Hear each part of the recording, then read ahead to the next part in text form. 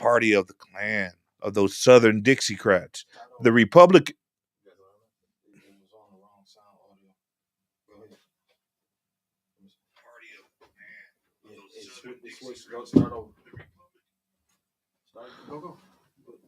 Marcus Brown here, ChessFrog OmniVersity. Today we're having a special episode dealing with the elections and government. Today the fly shirt is red, black, and green with a toast of yellow. Got my Mayat symbolized there. 42 principles of Mayat. Check them out. Good rules to live by. Now, tomorrow we have an election. What does that mean? In the course of human history, most times we have been dominated as humans by either a king, a dictator, or someone who took power. Might makes right. Or some type of feudal lord who had control over us. In the ancient days of the Greeks, there was a democracy that existed in Athens. Greece had different governments in different city-states. A democracy back then was considered to be every man inside the city of Athens having a vote.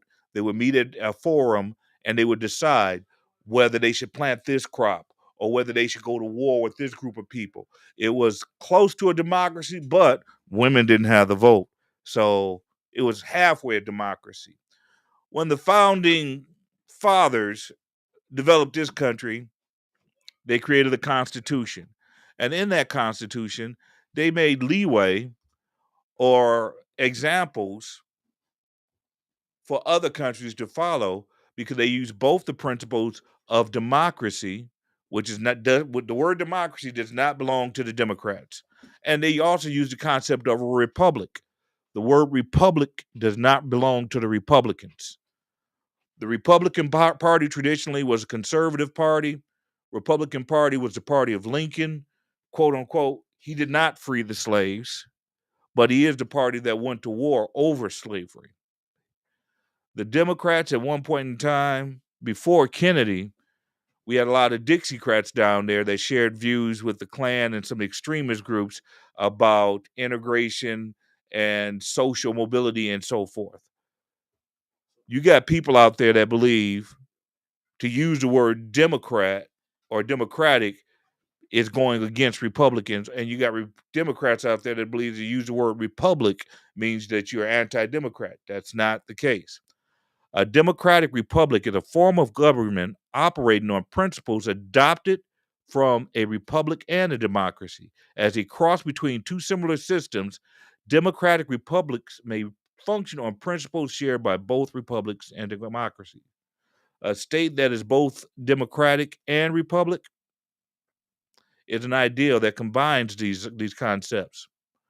This means that people can take part in the decisions that affect the way that their community is run. There is no monarch. The country could be presidential, semi-presidential, parliament. It could be a lot of different things. But the concept of a democracy is people get to vote. The concept of a republic is we have people representing our voice, and that's what Congress is. The three-ring circuits, the legislative, the executive, and the judicial branch. Now, that definition fits for some people. It doesn't fit for everyone. But to kick off our special voters edition, I have a poem by Nikki Giovanni, and it's called Vote. It's not a hug nor mistletoe at Christmas. It's not a colored egg at Easter, nor a bunny hopping across the meadow. It's a vote, saying you are a citizen. Though sometimes it's chocolate or sometimes vanilla, it can be male or female. It is right, it is left.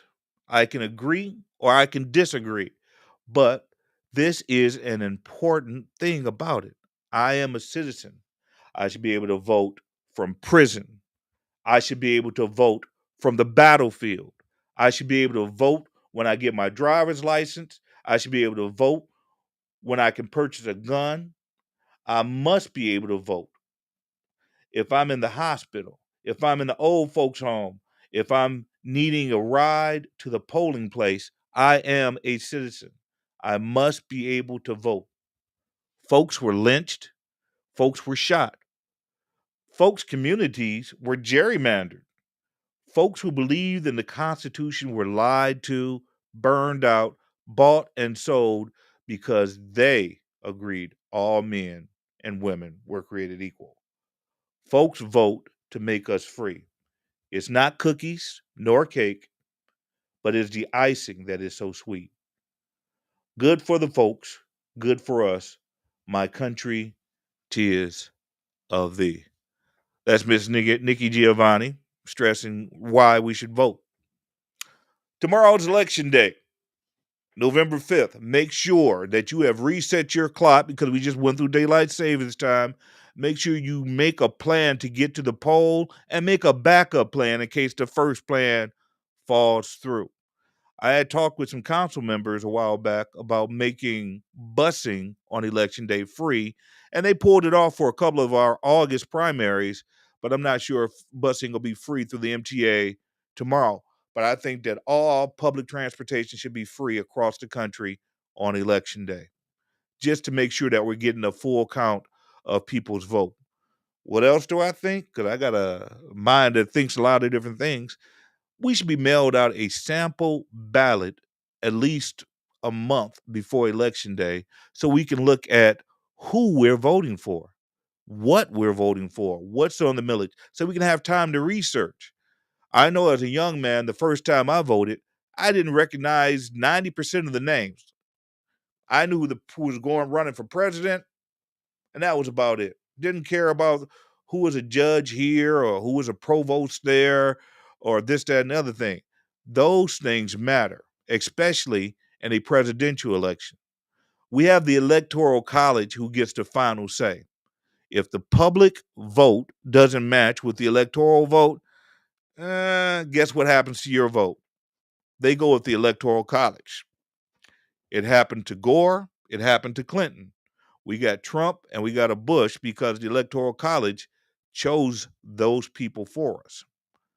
Now, most times our elections work well and it's clear who the victor is. But as we've seen in recent times, people can contest the election, and recently the elections have been contested, creating that January 6th situation where people didn't agree with the election results. Hopefully, somebody with a clearer mind can bring Americans back together after this tumultuous election season. We separate the nation. We have people bickering and arguing. You already got people out there fighting. We should have some special event the day after the elections to bring people back together. Because then when it's all said and done, we should all be treated like citizens. We should all be in this thing together. Whether you agree or disagree, we have to go with majority rules in our form of government. All right, what are we voting for tomorrow? In our general election in Genesee County, we are voting for a president and a vice president.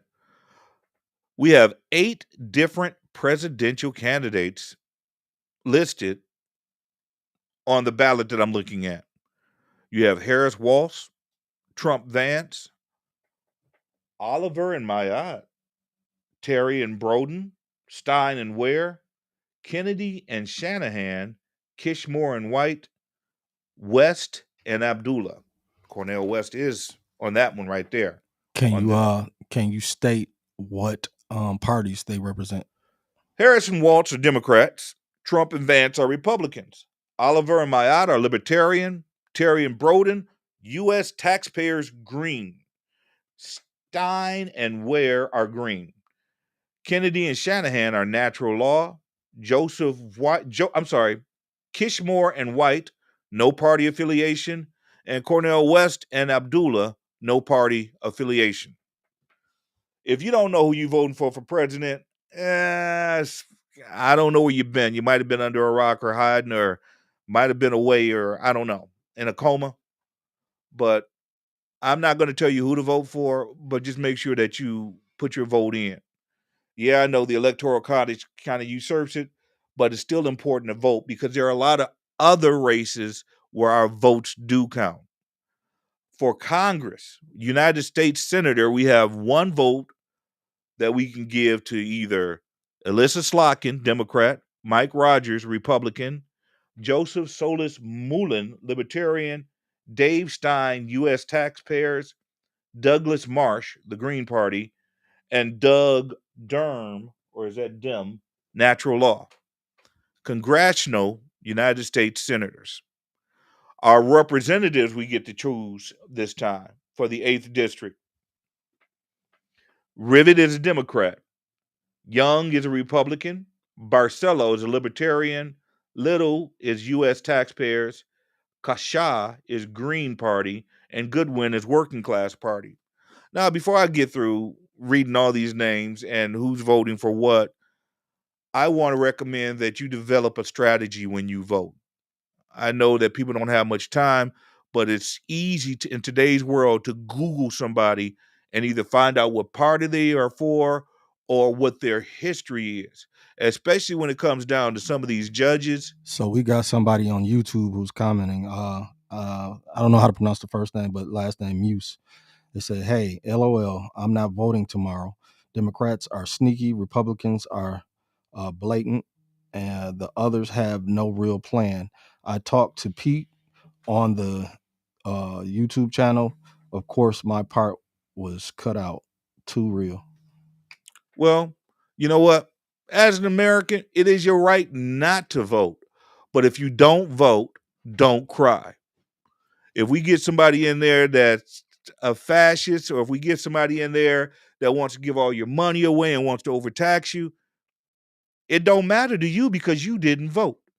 You did not take the option provided to you, the privilege. I actually think it's a duty to vote. If you care about your children, if you care about your parents, your cousin, this, that, and other thing, I recommend you vote, but it is your right as an American citizen not to vote.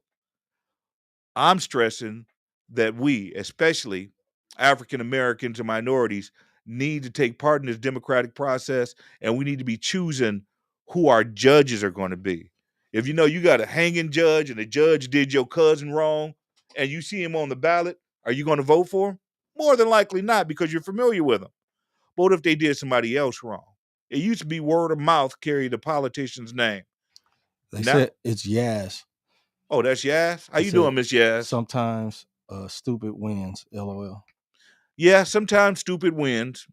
And there have been strange things that have happened in elections in the past. The election that put Lincoln in office was a three-way tie. There have been other elections where compromises. The election of 1887, I believe, they had to make a compromise where they removed troops from the South and they removed protections provided to African Americans in order to pick the president. And say, well, you get those troops out of there, the South will go along with whoever you want as a candidate. So there's politics involved. Excuse me. Politician is an interesting creature. You've met them. They kiss babies. They hold hands. They try and tell you what you want to hear, kind of like a pimp, in order to get your vote. There are good politicians and bad politicians, but they are politicians, and their goal is to try and get in office. These days, we have career politicians. These are people that have done nothing else in their life. They didn't go to the military. They didn't work as a lawyer or a doctor or whatever. They are just straight up professional politicians. Ain't did nothing else but make decisions for others. You got some very rich people that have done this. Never did a lick of work or have a background. They weren't teachers. They weren't soldiers. They weren't out there in the streets driving a cab or a bus. You got some politicians out there who have made it into a profession. I think that term limits are a good idea so we can mix up the crowd a little bit and so that certain quote unquote families don't become royal because they can put a family member in their office when they leave or when they go. And that's sometimes what happens, as we can see with part of our election this year when we're voting for a representative. Somebody put uh, a family member in their place when they took a different office. I don't exactly like that idea. I think it reeks of cronyism, nepotism, and a lack of popular sovereignty, which is people's right to choose their leaders. But if we go along with it, we go along with it. Yeah, I said pimps indeed. Yeah, politicians are pimps, but those pimps are being pimped by lobbyists. When it comes down to it, if you look at who's paying for the Harris campaign, if you look at who's paying for the Trump campaign, you're going to see a lot of the names are the same. They want their butter greased after that election and say, hey, I helped you out here. You got people that pay both sides and they don't lose. We have ways of choosing your candidate. I would suggest that you go to Secretary of State, State of Michigan.us, public ballot, and take a look at that ballot today, tonight. Look at the names on that ballot. Who are you going to vote for? When I was young and goofy, if a name looked familiar, or if a name looked like it might be a family member or shared something in common, or if I had a teacher with their last name, I might vote for them. Same way, if I had a teacher I didn't like and they had the same last name, nope, not voting for them. We need to be more cognizant of the way we vote. We just can't be doing stuff willy-nilly, especially when we're looking at what's at stake and our children's future is at stake. This election might be a step towards fascism. This election may be a step back towards reality. Some of the proposals being made, especially in Project 2025, might be taking us back to the 1950s, pre-civil rights era. Yeah, I said I'll vote for other stuff, but I'm leaving President blank. Leave the president blank. I'm going to be leaving a few spots blank on my ballot because there are people that I don't want to vote for. And they are with the party that I normally vote for, but I know them personally. And I'm like, I'd rather give a null vote or a no vote at all in certain areas. And you're allowed to do that. So I would like to speak to the presidency and the vote and my viewpoint of it, if you don't mind, when you get the opportunity. Go ahead, sir. It ain't got to be right now. All right. We have certain areas where you don't have to vote. You don't have to vote for each and every section. If you don't know, if you ain't sure, if you don't want to accidentally vote for Satan over Jesus, or if you don't want to accidentally vote for the wrong person over the right person, you might want to leave that section blank because you have a partisan side of the ballot and you have a nonpartisan side of the ballot.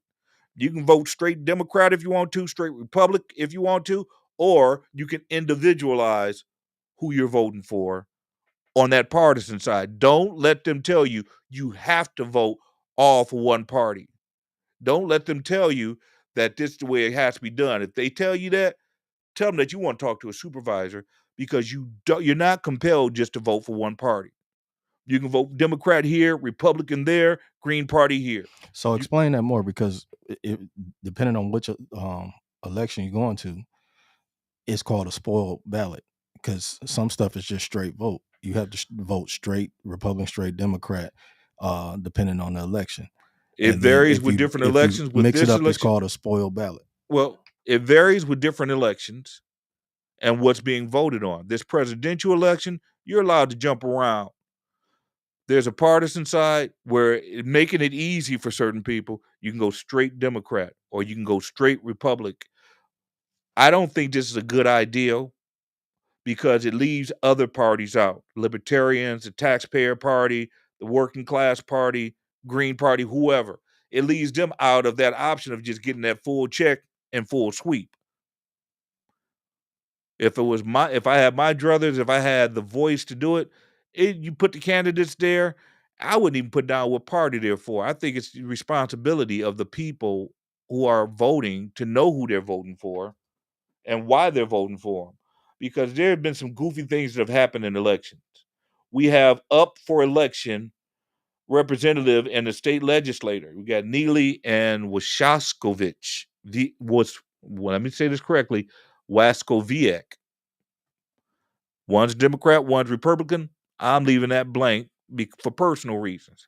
You got members of the State Board of Education, and there are too many of them to name, but you might want to do research, find out what party and what they've done in the past and who they are down with.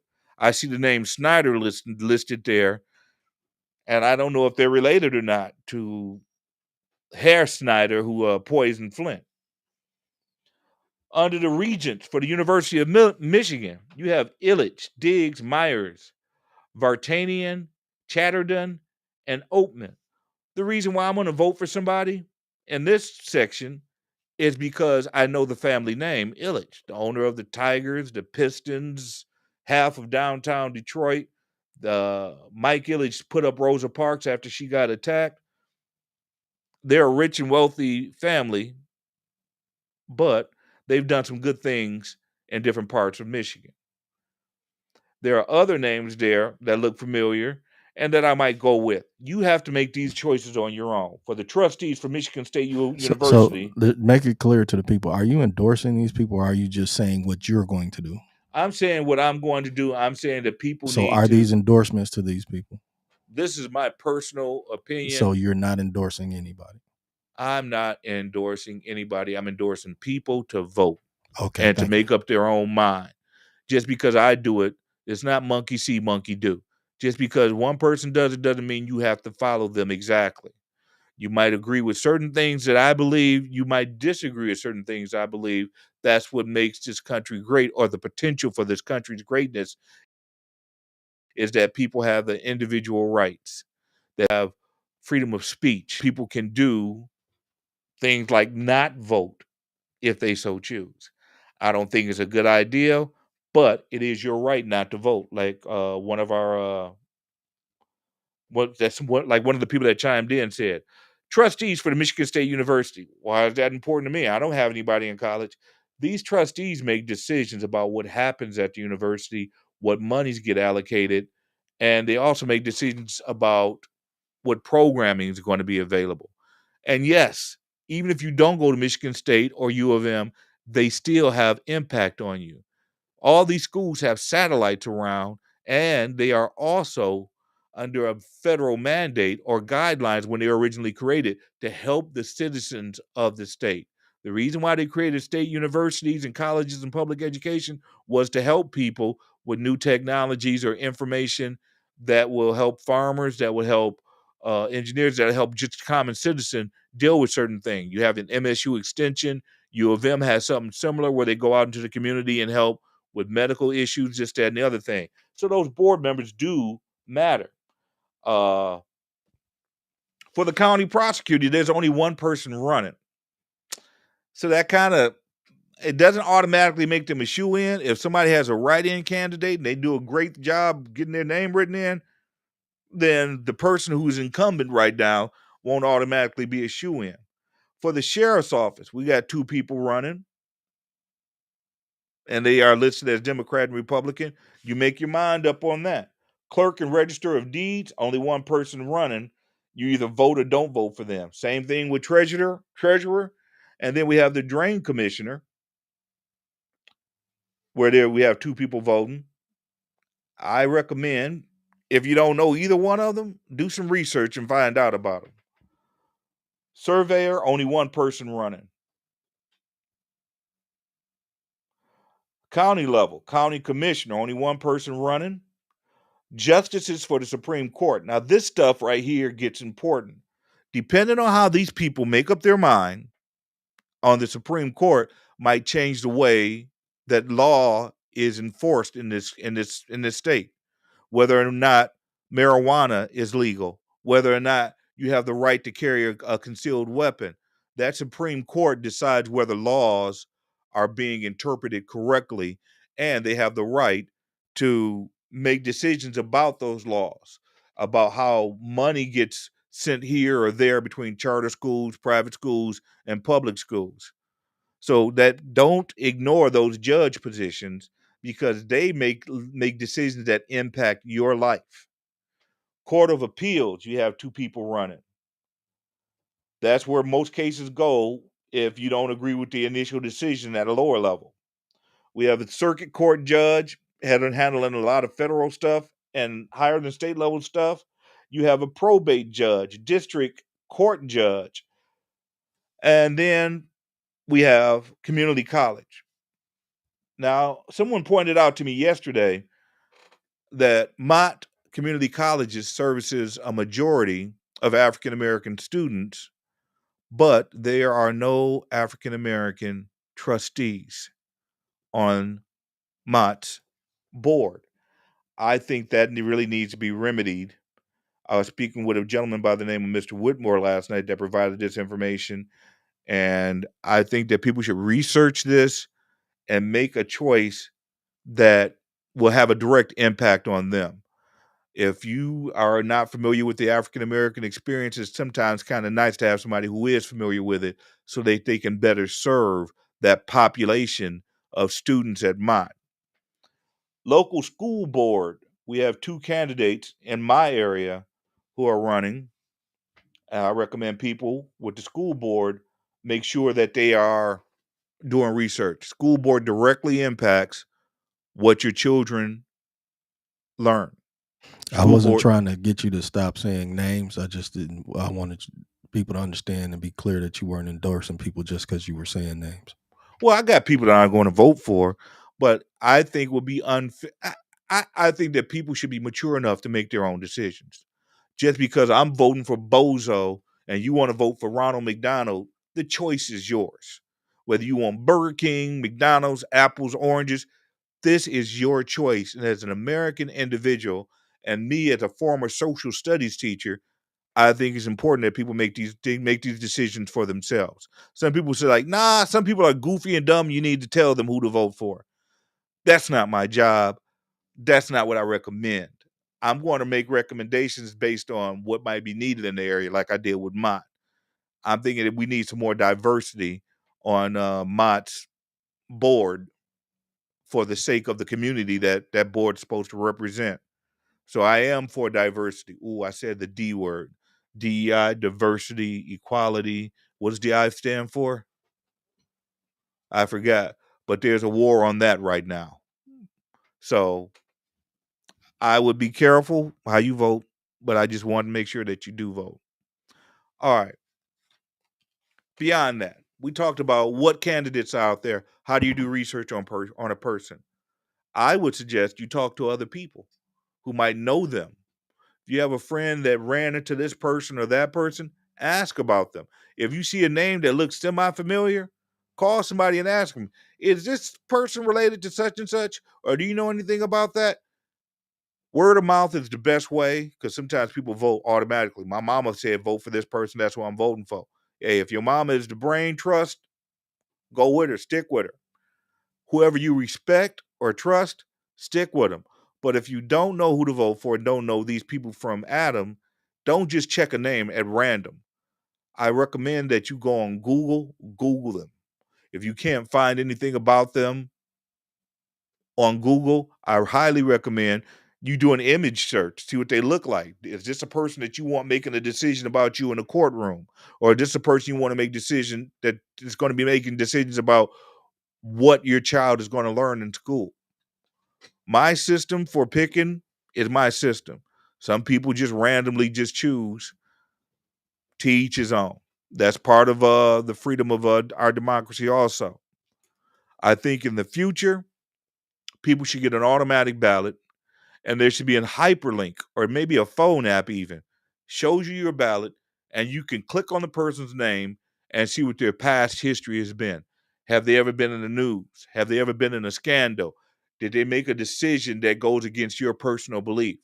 Whether you agree with abortion or you're against abortion, your candidate might tell you how they feel about that, and you might base your decision on that. Whether you agree with taxing people more so that we can have more resources for the community, or whether you think government should back up and not be all up inside of our business, the candidates will sometimes tell you where they stand. I'm for bigger government. I'm for smaller government. I'm for more taxes. I'm for less taxes, depending on what you want. Now, nobody wants to get taxed, but it's nice having roads. It's nice having schools. It's nice having hospitals. It's nice having a lot of things that people would call socialist, but I think it's just good society. Imagine America without hospitals or roads or universities or schools. All these things would probably fall under the socialist category for certain people. But these are things that have been hallmarks and are institutions that have stood the test of time. So it's important that we make these decisions carefully. Now, the number to call in at is 248-820-4043. We're talking about the elections today. I want to make sure that you go out and vote. If you know people that don't have a car, offer them a ride. If you live next to Miss Joetta and she doesn't have a car, take her to the polls with you. You can have somebody to talk to while you're in line. If you got people on your block, we need to make sure that they're going to vote. Go knock on their door and say, hey, I'm going to vote. Have you voted yet? Do you want to ride with me to go there? It's good to have company in line, or it's good to have somebody to discuss potential candidates. It might double your vote if you do it the right way, and if you can convince the person that you give a ride to vote the same way that you're voting. So we need to start working on that right now. Start talking to people tonight. I know Monday Night Football is on, but we need to make a couple of calls, make sure people got their transportation, make sure they're going to vote.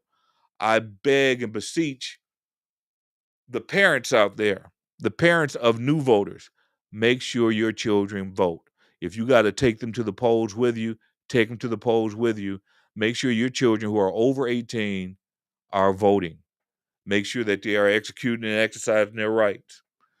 I'm going to call my good friend, Mr. Grundy, in because he had some words that he wanted to share about this election.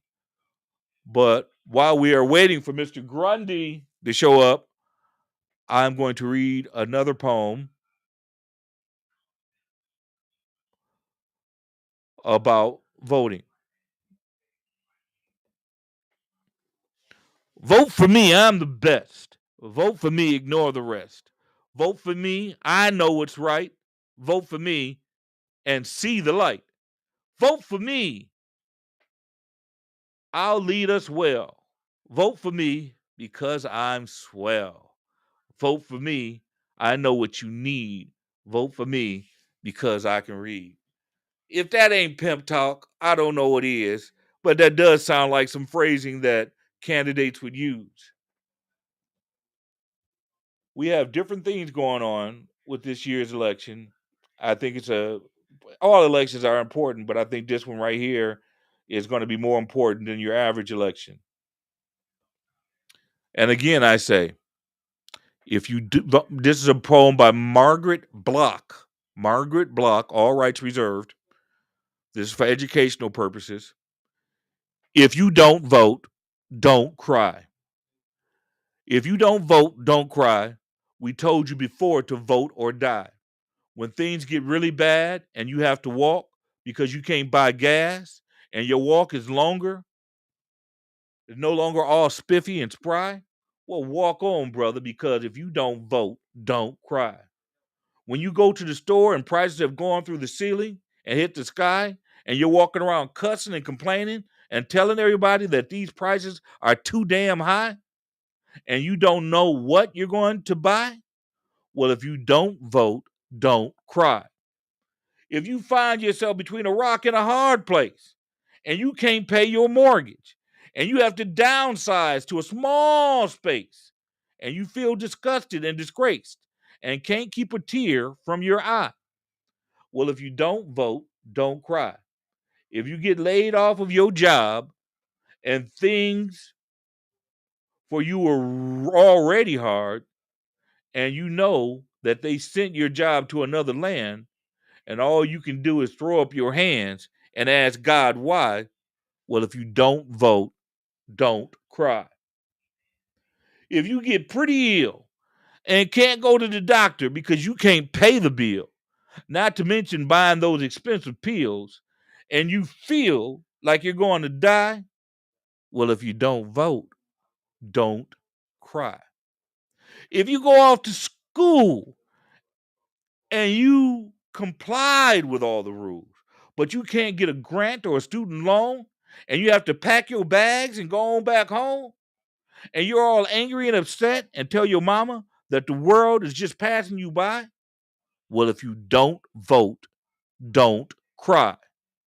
If you lose your food stamps in Section 8 and you call your worker to get it straight, and she tells you that John McCain cut your benefits and didn't say why, and you let out a heavy sigh, well, if you don't vote, don't cry.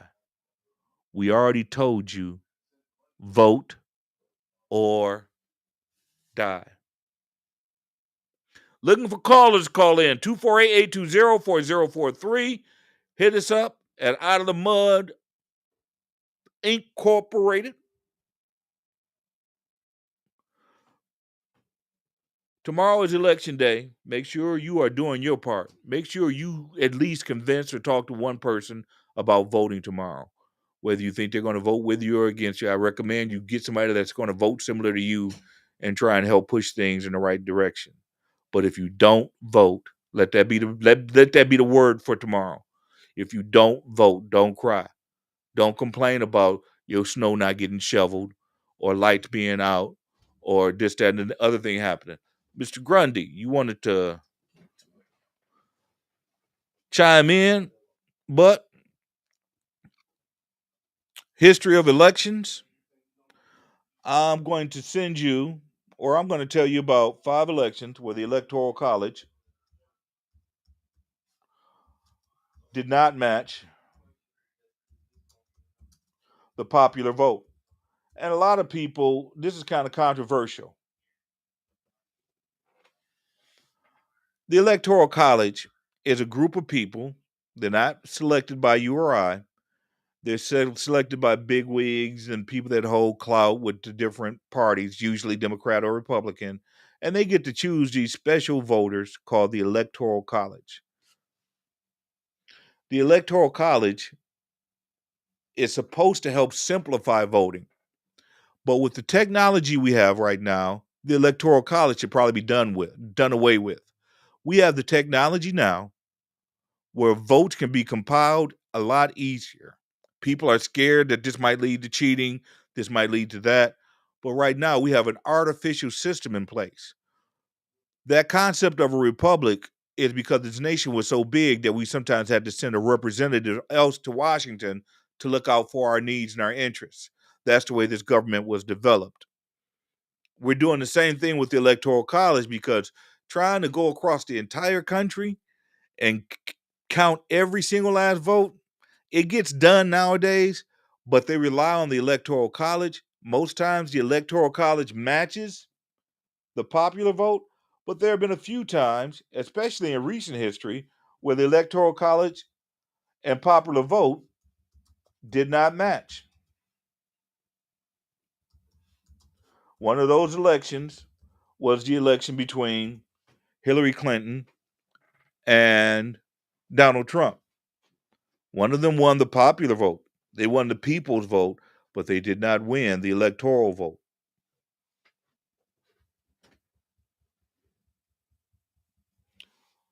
So we saw that happen with Gore also back in 2000 or 1999, whatever the election was between Bush and Gore. Wound up conceding probably a little earlier than he should because that electoral college could have probably been reversed or turned around. The complaint that Trump was having is that votes were being hidden or sequestered or this, that, and other thing. That has happened in other elections. 1960s election of John F. Kennedy. Somehow, some way, Chicago votes, push my nose to the side, if you know what that means, came in late, and people say that helped Kennedy win the election. I have a special guest today, Mr. George Grundy. He wants to discuss his views on the democracy. And I highly recommend that you listen and that you also take the opportunity to come visit Out of the Mud Productions and express your opinions. Mr. Grundy, have at it. Hey. It's George F. Grundy II. How's everybody doing? So just going on what you were talking about, or just this election cycle period, the views and opinions are directly mine. George F. Grundy Allegedly. II. Ain't no alleged to it. It's my opinions, my views. So I'm not trying to impose anything on anybody. Because it's me and I can stand on what it is that I'm talking about because I have to live with it. So I'm similar to what the early person was saying when it comes to the presidential part of it. I'm going to vote because I always vote. But I don't appreciate the propaganda and the rhetoric and the pandering that has been pushed on me, being that I fit in the category of a black man. You been getting a lot of text messages lately? My phone is very irritating right now. Mm-hmm. I can't watch television without 10 commercials popping up about the election. I am so I'd be glad when this season is over. Right. So my thing is this. I've gone and I've stood at the gravesite of my great greats who were slaves. I've read the words that they spoke about their time in slavery. My family has an understanding on who we are. One of my great grandfathers during the Great Depression, so people wouldn't be kicked off their land, he bought the land of all his neighbors so everybody as a community would not go hungry and get kicked off their land by the banks.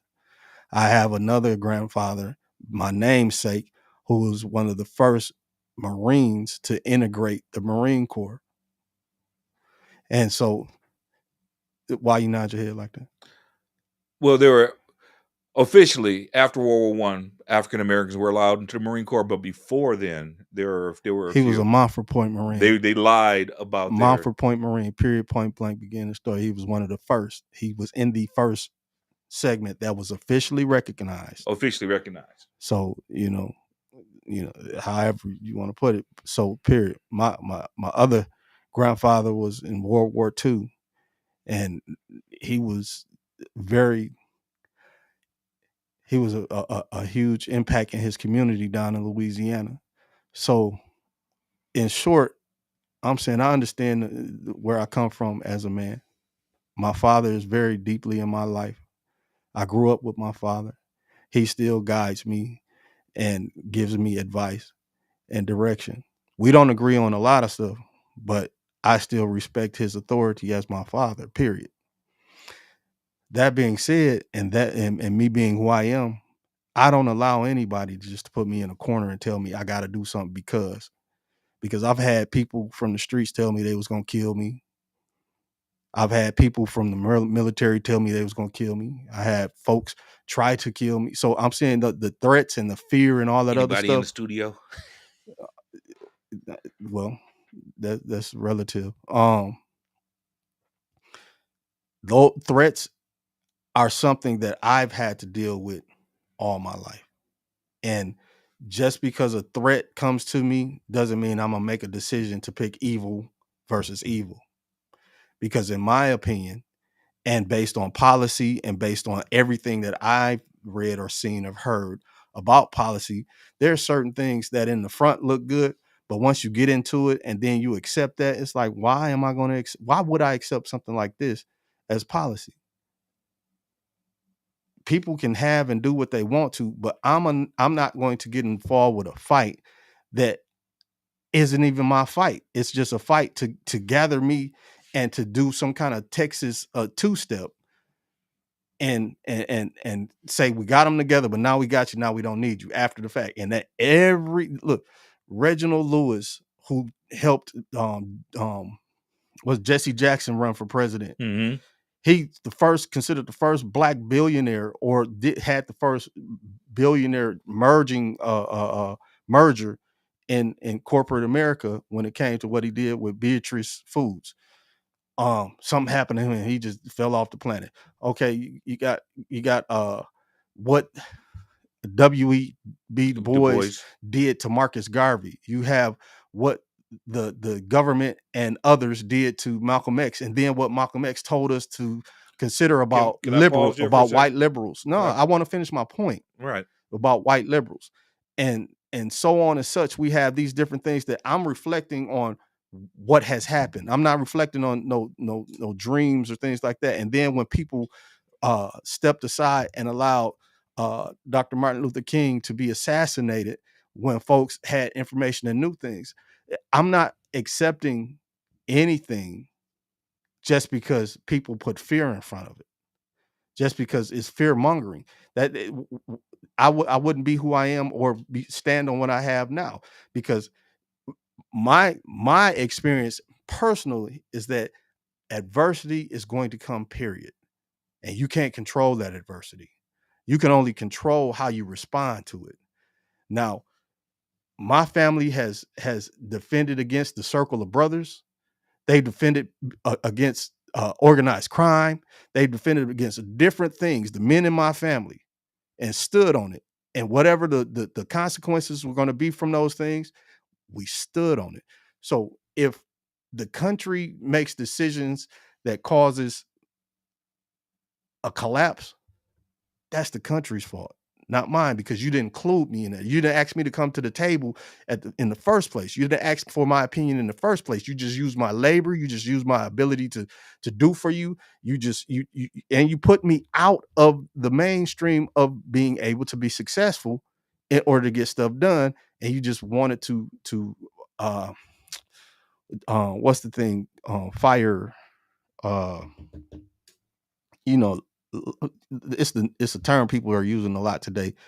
Uh, in regards to something light, some lighting, some, I can't even think of the term, but it's gaslighting, being gaslit on different things.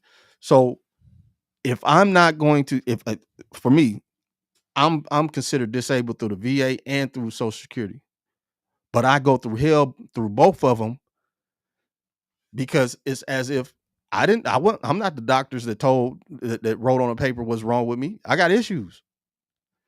So why do I have to have issues when I go to the facilities, as if something's not, if the things that I got going on ain't going on? Why do I have to fight another battle? I keep having to fight these battles, and these battles are policy battles. These battles are things that big pharma and medical industry are trying to keep me away from my services. The VA isn't doing their part on certain things about services. I got bills I shouldn't have because community care broke down on me. That's not my fault. So why am I going to elect people that aren't even looking for my interests? And I'm speaking as a Black man and a veteran and a American male, period. Because this is not just a conversation I'm having and saying things about myself. These are things that men have said to me and we have conversations about, period. Let me ask you a question, because as African Americans, we've been in situations quite often where neither candidate had our best interests. They never do. At heart. Sometimes these candidates only care about the lobbyists. What do you do in a situation like that when there's only two choices to make? Do you go ahead and go along with the system and just vote for the lesser of two evils? No. Or just don't participate? I don't believe in lesser of two evils. I'm not going to stab or shoot you. So I have another decision I have to make. And until you come to me and understand my strength and my block, then what are we talking about? Because my local politics is more important. I do for my community. I do in my community. And I sacrifice in my community and for my community. So until, for me, I don't believe, because we have a Black coalition. We have the NAACP. We had the Urban League. We have all these different things that were created during the Civil Rights era, which when I needed them, when I called their phone lines, when I asked for assistance and help, I was no one to them. I know the feeling. So I'm saying, but they weren't too busy for the Hispanic community. They weren't too busy for other communities, because that's what was told to me. When I needed officers for different things I was going through, they ignored me, or they tried to chastise me as if I was the criminal and I'm asking for assistance. So until the gaslighting, that part. So until that system works for me, then I'm not working for you. I'm doing what's going to help benefit me directly in my community right here. It's important to vote. Your words. I'll put my name in there. It's important. I'll put somebody else's name in there. Out of all the names in there, right, the only one that I would vote for is Cornel West. Cornel West is running for the presidency. A lot of people don't know that. A lot of people are shocked to find that out. So he made the list for on the ballot sheet. You said some powerful stuff there. I'm going to play a footnote. Garvey versus W.E.B. Du Bois.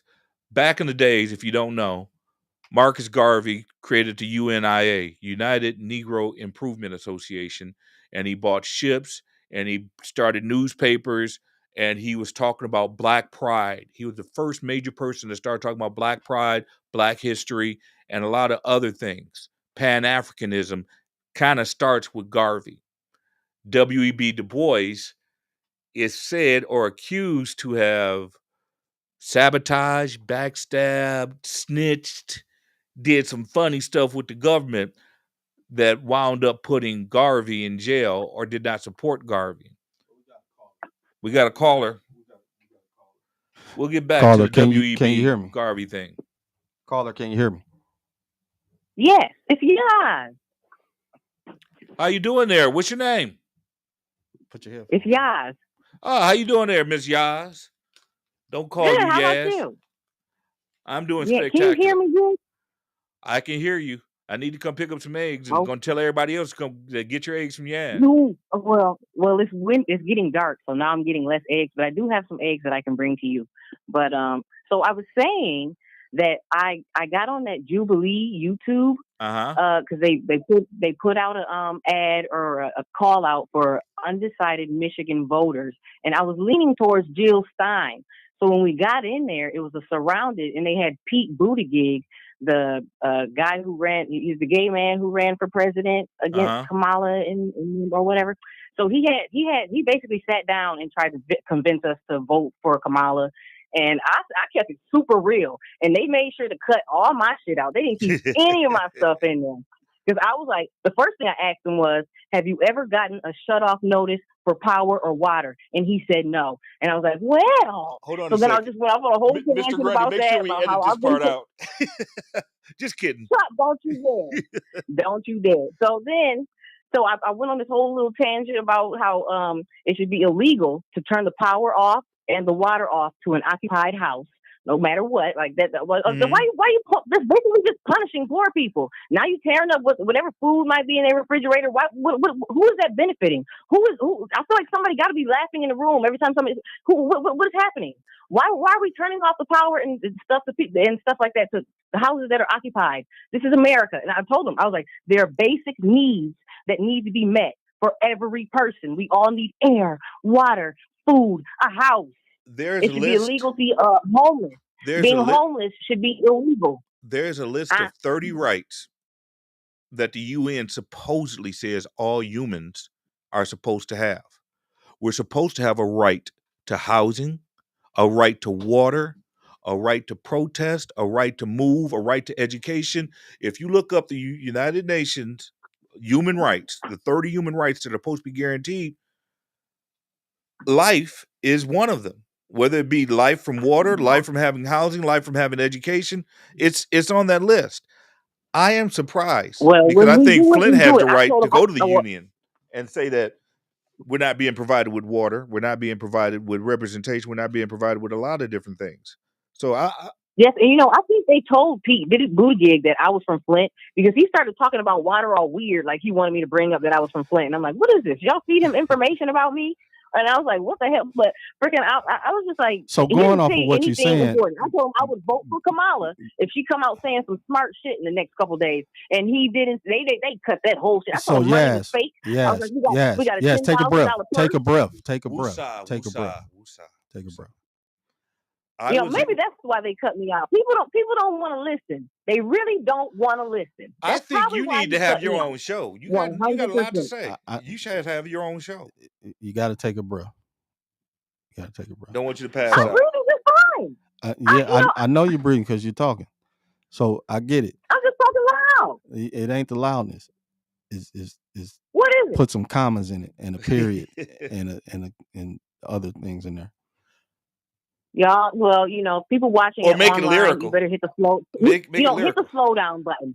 I'm one of those people. I watch all my videos on 2 times speed because speed it the fuck up. Whatever you about to say, speed it the fuck up or get to the fucking point. I speed all my fucking videos up unless it's already a fast talker or the English British people. I cannot listen to them on 2 times speed. I don't know what the hell they be saying. Well, but anyway, we appreciate you calling in, but back to your original point about them cutting off things.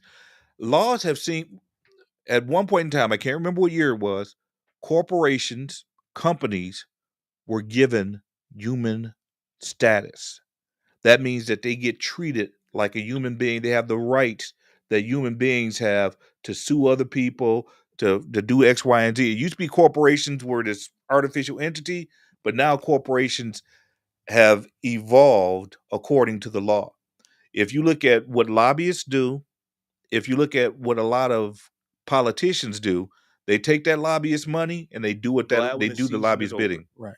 So my thing is this.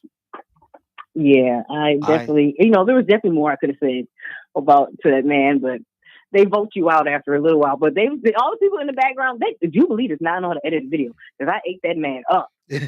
Are you going to vote tomorrow? No. mean, I'm gonna go look at the paper and see what I want to click or which I agree with you. I think we need to automate more stuff now that we can. Get the government to send out everybody. Here's your government smartphone that you pretty much just vote on, and then if we have something for you with it. And I think everybody should get a new Social Security card that is also doubles as like a food stamp card or your social. It's actually a card. So everyone should have. Hold on. This is what you're asking for: that everyone have a number, kind of like a Social Security number.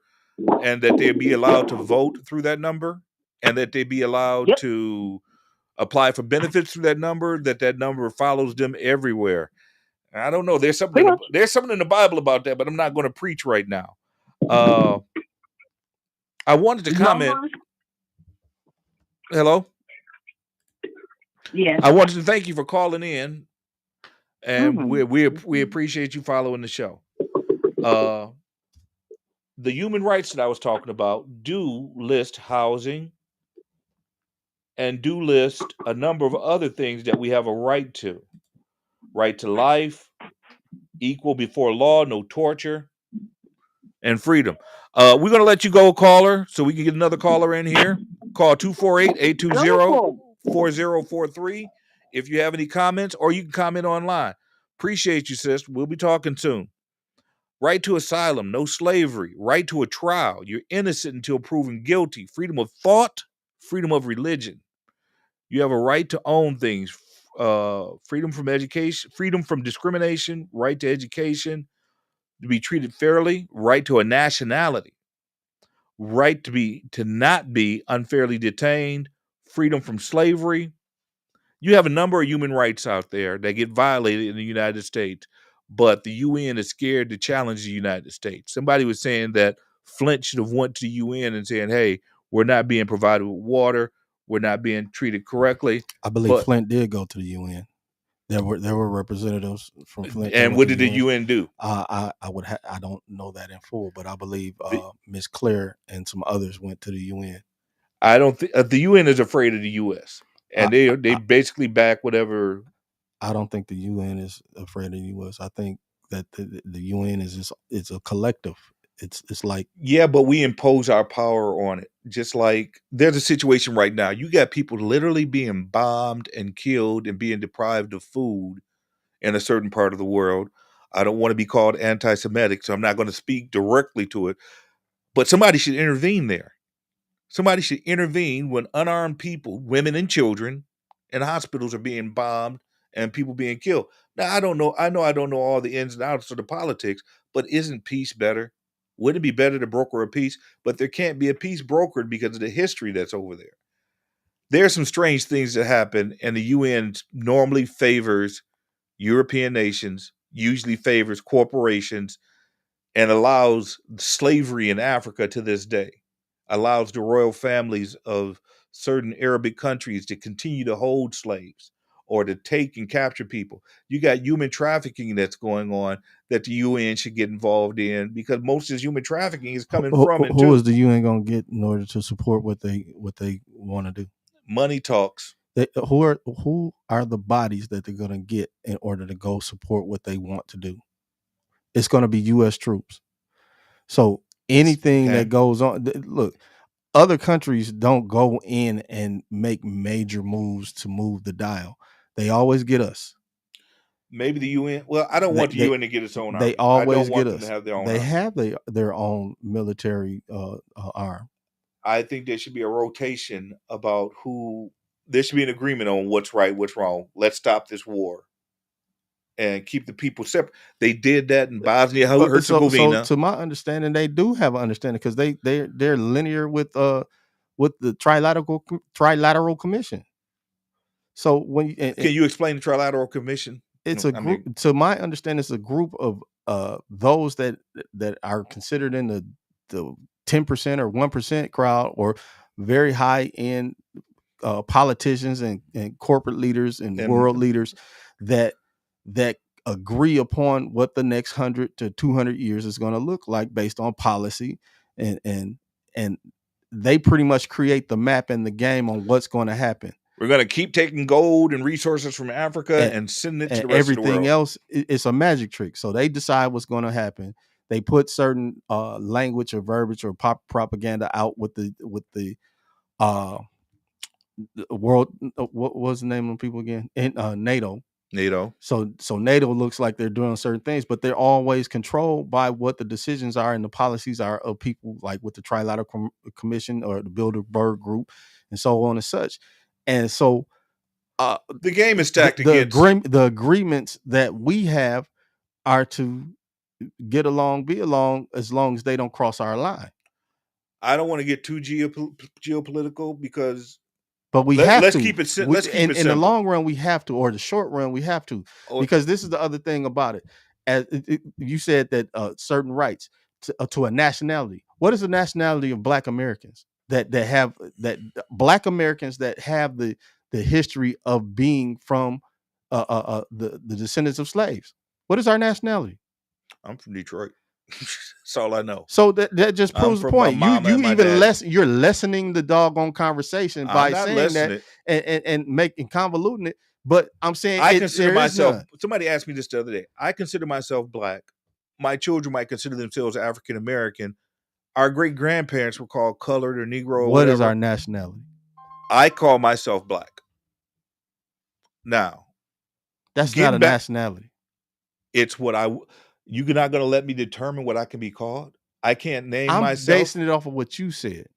I name myself Black as a nationality. That can never be a nationality. It is for me. Just like you're have the right. Educator, you can't even make that statement and make it stand up. I have this thing called freedom of speech, freedom of choice, and freedom. You don't have the freedom to define words the way you want to. You can't define nationality outside of its definition. Now. You can do that now. You can call yourself them or they. You can rename yourself. So you have mental health issues. It's possible, but I consider myself to be Black. There was a time when that word was ugly and besmirched, but then there came a time when Black became beautiful and Black became honest and true and direct. I prefer to be called Black as an ethnicity, as a nationality, as a grouping of people. That is my preference to be called that. You don't have to agree with it. You understood. I'm not disrespecting or belittling what you. I'm there just are saying, other people per definition and per what you said. The NATO or world what is it called again? Not NATO, but you were the just human rights. The 30 human rights. From where? Who made those rights, or who stated those rights?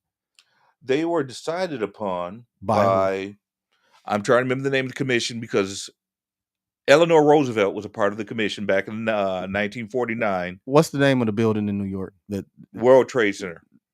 That's gone. What other building? Eiffel Tower? I mean, the Empire State Building. I'm getting. We were just talking about it. Who you said who Flint should have went to, and UN, the UN, United Nations. Yeah. So I'm saying that list came from the United Nations based on what you said. Okay. Yeah, they agree with the list. Yes. So, but that list has been around for a long time. Part of the Magna Carta is about this list. Part of what Cyrus the Great did is about this list. Overstood. Gotcha. Tomorrow's election day. We want to make sure everybody goes out there and votes. We want to make sure that you try and get someone else to go and vote also, whether they agree with you or disagree with you. Someone was asking about why is immigration such a big issue. Let's get to the truth with that. Without immigrant work or labor, the grapes you buy in the store might cost $10 a pound.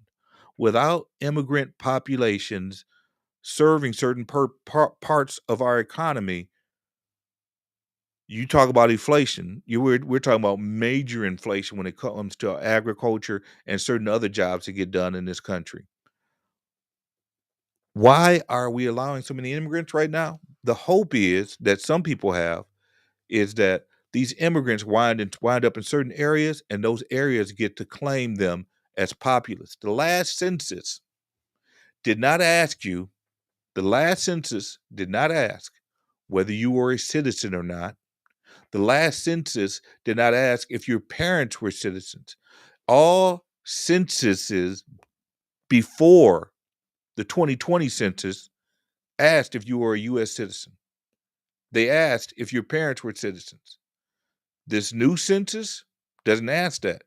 So when they start allocating congressmen based on the census that we take, they're including a lot of those immigrants who are being shuttled to parts of Illinois or shuttled to other parts of the world.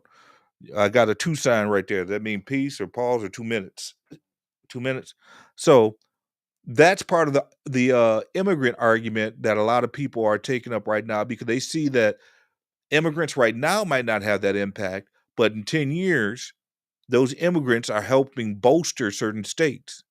Whether or not Michigan gets extra electoral votes that decide the president, if they get more representatives in the House of Representatives. All this stuff is linked together. It's not just they picking on this one group.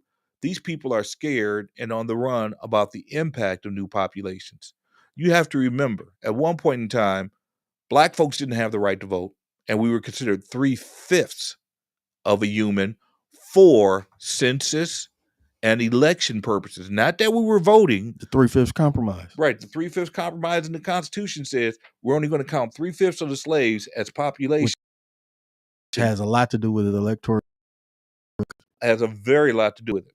People check word or Grundy's word for it. Do your own research. You have to remember, this country, back in the days when the founding fathers, Jefferson and Washington and Franklin and all them were moving about, no one could vote unless they were rich, white, male landowners. So if you were born poor and white and male, you couldn't vote back then. Your right to vote didn't come around until around the 1820s when Andrew Jackson got elected. And that's when they let the quote unquote common man, and when they meant common man, they weren't talking about Black folks or Native Americans or anyone else. They were just talking about white men without land or property. Before then, the only people that could vote were rich white men that own land. Time changes, more people are allowed to vote. I think that we should probably consider changing the voting rules from being age-based to being maturity-based. But then what do you do with people that might have a mental handicap?